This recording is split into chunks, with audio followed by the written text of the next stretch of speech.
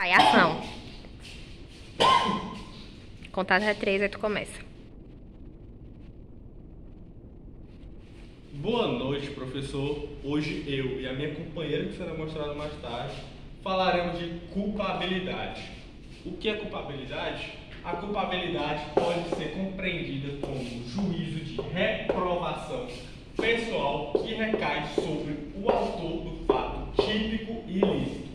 Receber a culpa, né? Se você faz alguma coisa, você tem que ter responsabilidade, assumir o seu erro.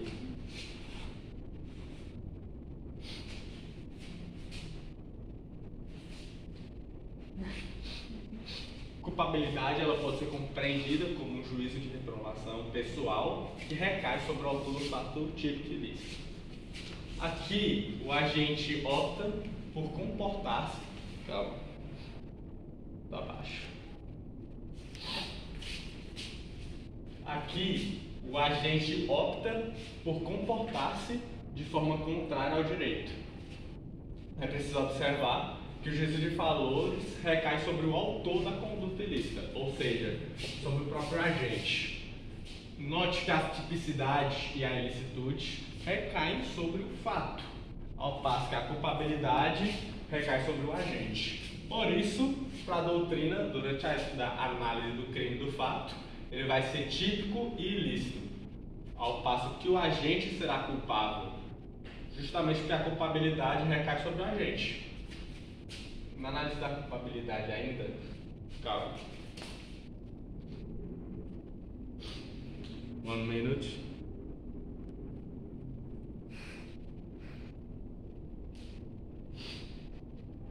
Tá muito rápido, tá em dúvida porque. Cadê? Veloz. E tu conseguiu fazer isso no primeiro? Isso aí perfeito. Foi não? Vai, papoca aí. Na análise da culpabilidade ainda, o agente, podendo comportar-se conforme o direito opta, ele tem a faculdade de optar. Ele opta por comportar-se de forma contrária ao direito. Para a parte da doutrina, o fundamento da culpabilidade é o livre-arbítrio. Livre-arbítrio. Livre-arbítrio? Livre-arbítrio. Livre-arbítrio.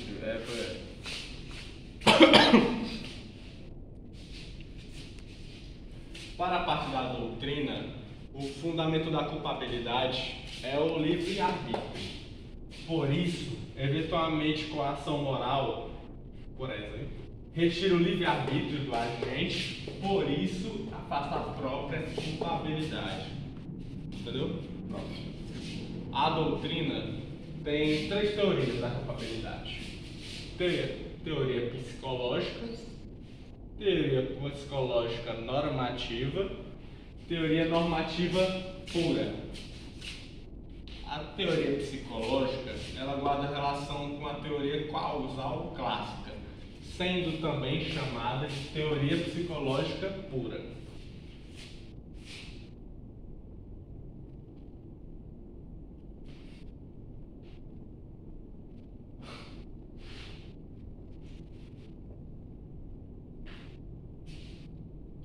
A culpabilidade,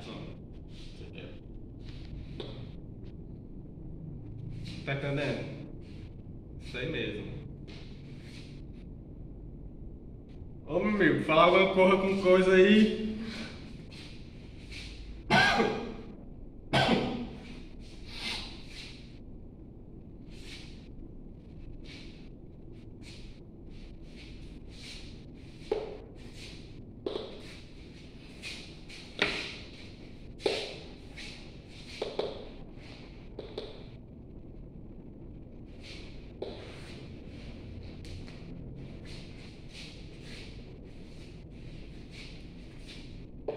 Em paralelo, a teoria psicológica normativa acrescenta 2 novos elementos para a culpabilidade, que são a imputabilidade e a exigibilidade da conduta diversa.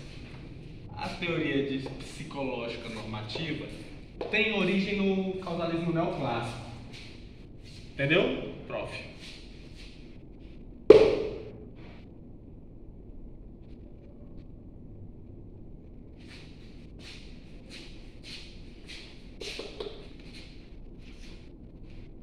porque aos elementos psicológicos da culpabilidade, são a dor e a culpa, são acrescidos também elementos normativos. Por isso, teoria psicológica normativa. Nesse cenário, passa a ser elementos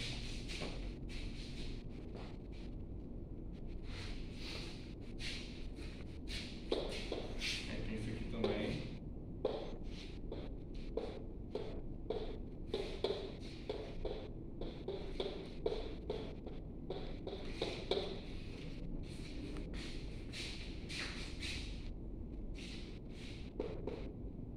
E por último, temos a teoria normativa pura da culpabilidade. E o nome é normativa pura por quê?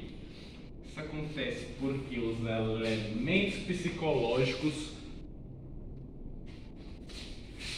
bosta.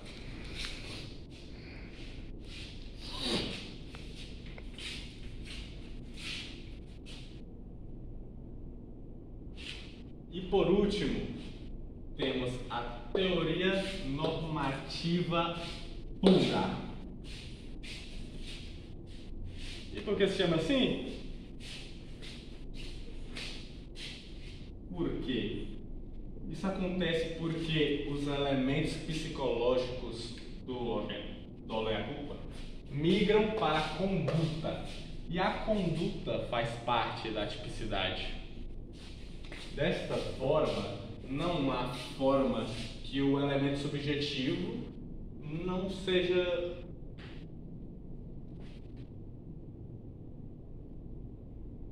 eu tô falando da tua não, tá não.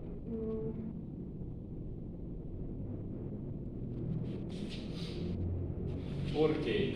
Isso acontece porque os elementos psicológicos, o dolo e a culpa, eles migram para a conduta. E a conduta faz parte da tipicidade. Dessa forma, não há mais forma qualquer elemento subjetivo. Não há mais qualquer elemento psicológico também na culpabilidade do finalismo. Motivo pelo qual fala-se em teoria normativa pura. Só tem elementos normativos, por isso que é pura. A culpabilidade passa a ser formada por imputabilidade, que é um elemento. Ah, isso é que tá. E agora. Olha, não só gira. Fala. E agora, passaremos agora para as. O que é isso aqui? Isso aqui. A culpabilidade e a censuralidade. Tá. Fala, tipo assim, e agora o próximo tópico com essa pauta aí. A culpabilidade é censuralidade. A culpabilidade é a censuralidade, a reprovabilidade social. Para ser culpável deve haver imputabilidade, potencial, consciência da ilicitude e exigibilidade da conduta diversa. E agora passaremos para minha colega Ilana, que falará mais a respeito disso. Como ele havia mencionado, eu vou falar mais sobre essas três características, que é a imputabilidade, o potencial, consciência da ilicitude e a inexigibilidade da conduta diversa. A imputabilidade é a capacidade psíquica do agente em compreender o caráter ilícito de determinado comportamento e a condição para que seja possível de punição, caso não venha agir de modo diverso conforme o direito. Em seguida, temos o potencial consciência da ilicitude, que consiste na particular condição que guarda o agente em conhecer, ou ao menos de poder conhecer a ilicitude de determinada conduta. Então, é o conhecimento daquele fato ilícito, antes de ele fazer alguma conduta. E a exigibilidade de conduta diversa, quando age o autor de maneira típica e ilícita, mas não merece ser punido, pois naquelas circunstâncias não lhe era exigido um comportamento conforme ao ordenamento jurídico. Então, nesse caso, ele age de maneira típica e ilícita, que no caso ele cometeu um crime ilícito, mas ele não vai merecer ser punido, pois naquelas circunstâncias não era exigido um comportamento conforme o ordenamento jurídico que está escrito no Código Penal. E vamos citar agora os excludentes da culpabilidade, que é a doença mental, o desenvolvimento mental incompleto e desenvolvimento mental retardado, embriaguez completa e fortuita, erro de proibição, coação moral irresistível e obediência hierárquica.